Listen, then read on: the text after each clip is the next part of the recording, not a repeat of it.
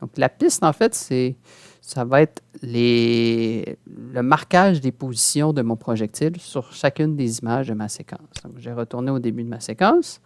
Je vais faire une piste, nouveau, et je vais faire une masse ponctuelle. Donc, notre projectile est considéré comme une masse ponctuelle.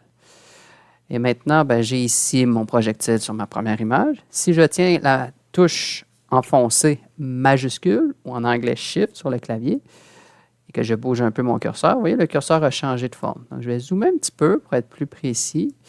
Ce que je vous suggère, c'est peut-être pas trop zoomer. Vous voyez, quand je suis zoomé comme ça, mon curseur est tellement petit qu'il est rendu en forme de cible quand je tiens la touche Shift.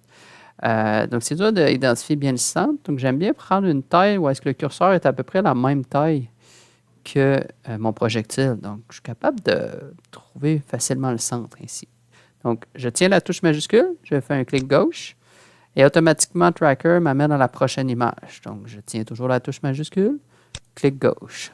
Je tiens la touche majuscule, clic gauche. Et je vais comme ça, cliquer sur ce que j'estime être le centre du projectile.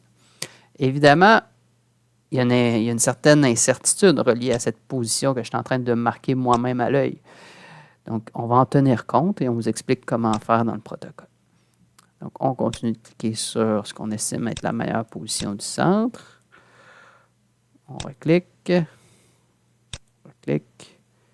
Si jamais vous avez, à la fin du mouvement, lorsque la vitesse du projectile est rendue plutôt grande, ça se peut que votre image commence à être très floue pour votre projectile.